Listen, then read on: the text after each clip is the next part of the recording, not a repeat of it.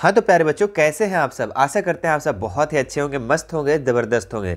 तो आज हम क्लास 9th का हिंदी का model paper, weekly test model paper set 2 को करने जा रहे हैं। और ये जो मॉडल पेपर है आपके वीकली टेस्ट के लिए बहुत ही ज़्यादा इंपॉर्टेंट और साथ ही साथ आपके फाइनल एग्जाम जो 1 मार्च को होने वाला है उसके लिए ये वीडियो बहुत ज़्यादा इंपॉर्टेंट है। तो आप इस वीडियो को शुरू से लेकर अंत तक जरूर देखना और अपने उन सभी साथियों को शेयर जरूर कर देना जो क्लास 9th में होंगे और इस बार अपना फाइनल परीक्षा दे रहे होंगे। तो चलिए शुरू करते हैं। इस मॉडल पेपर के अंदर जितने भी महत्वपूर्ण सवाल दिए गए सभी सवालों हम लोग एक एक करके देखते हैं। देखिए इसका जो सबसे पहला क्वेश्चन है, काफी इंपॉर्टेंट क्वेश्चन है बच्चों। क्या है? मेघ आए कविता के आधार पर बताएं कि आंधी आने पर क्या होता है। तो लोग प्रसन्न हो जाते हैं, तालाब में पानी भरने लगता है, लोग खिड़कियां खोल देते हैं, पेड़ झुक जाते हैं। तो आंधी आते हैं तो सबसे पहले आप लोग देखते होंगे बच्चों कि पेड़ झुक जाते हैं। क्या होते हैं? पेड़ झुक जाते हैं। आंधी आएगा तो लोग खुश नहीं ना हो जाएंगे, प्रश्न नहीं हो जाएंगे, तालाब में पानी भरने नहीं लगेगा। आंधी आने से थोड़ी भरता है, बाढ़ आने से भरता है। और लोग खिड़कियां खोल देते हैं, ये तो गलत है। तो पेड़ झुक जाता है, ये इसका राइट आंसर हो जाएगा, ऑप्शन नंबर 4। अगला सवाल देखिए, व्याकुल लता किसके पीछे छिपकर मेघ में शिकायत कर रही है। पर्दे के पीछे, दरवाजे की ओट में, बादलों की ओट में, पेड़ के पीछे। तो व्याकुल लता किसके पीछे छिपकर मेघ की शिकायत कर रही है? तो ये दरवाजे की ओट में। किसमें? दरवाजे की ओट में। ऑप्शन नंबर 2 इसका बिल्कुल सही हो जाएगा।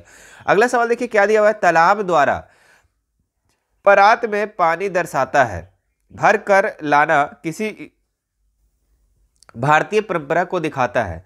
ठीक है, मेहमान को खाना खिलाना, मेहमान को पानी पिलाना, मेहमान के पैर धोना, मेहमान को स्नान करवाना। तो इसका जो राइट आंसर हो जाएगा आप लोग का मेहमान के पैर धोना, है ना। तालाब के द्वारा परात में पानी दर्शाता क्या है? भर कर लाना किसी भारतीय परंपरा को दिखाता है। अगला सवाल हम लोग देखते हैं क्या दिया हुआ है। मेघ आए कविता के आधार पर बताएं कि गांव का सामान्य व्यक्ति किसे कहा गया है। ठीक है, नदी को, हवा को, पीपल के पेड़ को, आंधी को। तो पीपल के पेड़ को जो है ना बच्चों गांव का सामान्य व्यक्ति कहा गया है। ठीक है, ऑप्शन नंबर 3 इसका राइट हो जाएगा। अगला सवाल देखिए क्या है। मेघों के आगे कौन नाचती गाती हुई चल रही है। ठीक है, तो हवा जो है ना मेघों के आगे जो है, बादल के आगे पीछे नाचती हुई चल रही है। ऑप्शन नंबर 4 इसका बिल्कुल सही हो जाएगा। अगला सवाल देखिए क्या दिया हुआ है। बचपन में कवि अपनी माँ से किसके घर का पता पूछता था? दादी के, ईश्वर के, यमराज के, ननिहाल के। तो यमराज का पूछता था। किसका पूछता था? बचपन में जो कवि है ना अपने माँ से यमराज के घर के बारे में पूछता था। ऑप्शन नंबर 3 इसका बिल्कुल सही हो जाएगा। अगला सवाल देखिए क्या दिया हुआ है। माँ ने कवि को दक्षिण दिशा के खतरों से कब अवगत करा दिया था? युवावस्था में, विवाह में, बचपन में, या इनमें से कोई नहीं। तो माँ जो है कवि को दक्षिण की दिशा के बारे में कब बताया था? तो ये बचपन में बताया था कि दक्षिण के साइड पैर करके सोना नहीं चाहिए, क्योंकि वो मृत्यु का दिशा है ना। चलिए अगला सवाल देखते हैं हम लोग। क्या है? कवि बच्चों के लिए कैसी सुविधा चाहता है? ठीक है, तो खेलने कूदने की, निश्चित जीवन जीने की, पढ़ने लिखने की, इनमें से सभी। तो इनमें से सभी इसका राइट आंसर हो जाएगा। खेलने कूदने का भी, निश्चित जीवन जीने के भी, और पढ़ने लिखने के भी। तो इनमें से सभी इसका बिल्कुल सटीक आंसर हो जाएगा। अगला सवाल देखते हैं हम लोग।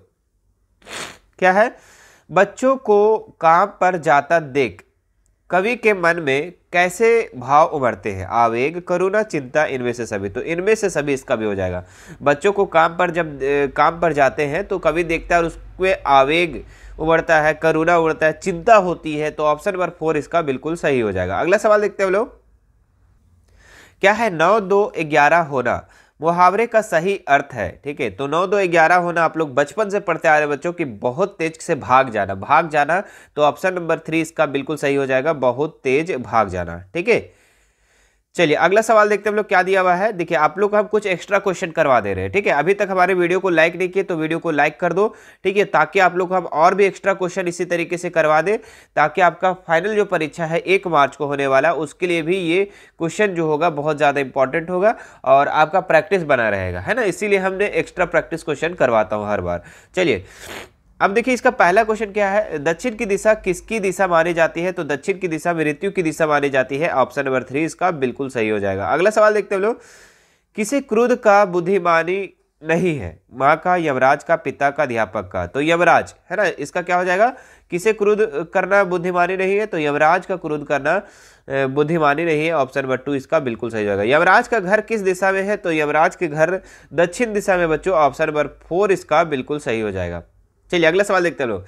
माँ ने बच्चे को किस दिशा में पैर करके सोने से मना किया, उत्तर, दक्षिण, पूरब, पश्चिम। तो दक्षिण के साइड, दक्षिण साइड क्या है, मृत्यु की दिशा है, इसलिए बच्चे को माँ जो है बच्चे को दक्षिण की साइड में पैर करके सोना नहीं बोली है ना।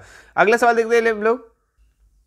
बुद्धिमानी का विलोम शब्द क्या होगा, तो बुद्धिमानी का होगा बुद्धिहीन। क्या हो जाएगा मेरे प्यारे बच्चों, बुद्धिहीन इसका बिल्कुल सटीक आंसर हो जाएगा। अगला सवाल देखते हैं हम लोग, क्या दिया हुआ है।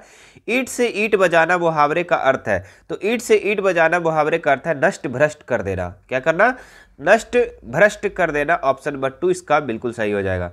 घोड़े बेचकर सोना मुहावरे का सही अर्थ क्या है, देखो कितना घोड़ा बच के सो रहा है, मरेंगे बस, ऐसा नहीं होता है।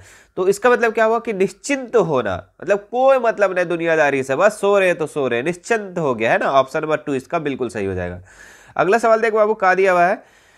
खरी खोटी सुनाना मुहावरे का क्या अर्थ है, खरी खोटी उसको सुना दिया जी, बहुत खरी खोटी सुना दिया, मतलब दुर्वचन कहना। क्या, दुर्वचन कहना। ऑप्शन नंबर 2 इसका बिल्कुल सटीक आंसर हो जाएगा। एड़ी चोटी का जोर लगाना, भाई एड़ी चोटी जोर लगा दो, एकदम जो होगा देखा जाएगा, एकदम एड़ी चोटी जोर लगा दो, मतलब कि बहुत मेहनत करना, बहुत प्रयत्न करना। ऑप्शन नंबर 1 इसका बिल्कुल सही हो जाएगा। आगे देखो बाबू, अगला सवाल दिया हुआ है जो कि लास्ट सवाल है मेरे प्यारे बच्चों इस सेट का।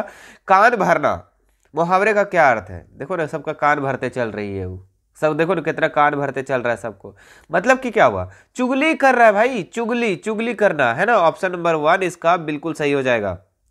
ऐसे नहीं होता है कि उसके पास कुछ सुना उसके पास जाके बता रहा है, उसका वाला बात उसके पास, मतलब कि चुगली करना है ना, इसके बात उसके पास करना, यही होता है चुगली करना, कान भर रहा है एक दूसरे को।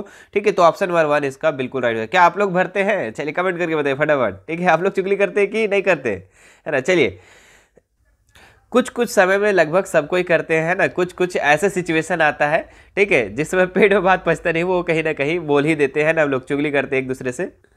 चलिए, तो ये था मेरे प्यारे बच्चों आप लोग का सारा सवाल। मुझे आशा है कि आपको ये वीडियो पसंद आएगा। पसंद आया तो हमारे इस वीडियो को जल्दी से लाइक कर दो, जितना व्यूज आता है बच्चों उतना लाइक करो फटाफट, ठीक है। और शेयर जरूर कर देना इस वीडियो को, ताकि जो फाइनल परीक्षा की तैयारी कर रहे हैं उसको भी हेल्प मिल सके, और वीकली टेस्ट के लिए भी इंपॉर्टेंट है। और साथ ही साथ मेरे प्यारे बच्चों, अभी तक हमारे चैनल को सब्सक्राइब नहीं किए तो सब्सक्राइब कर लेंगे, और घंटी का बटन दबा के ऑल पे क्लिक कर लेंगे, ताकि हमारे पल पल के अपडेट आपको मिलते रहे। चलिए फिर मिलते हैं नेक्स्ट वीडियो में। Thank you so much.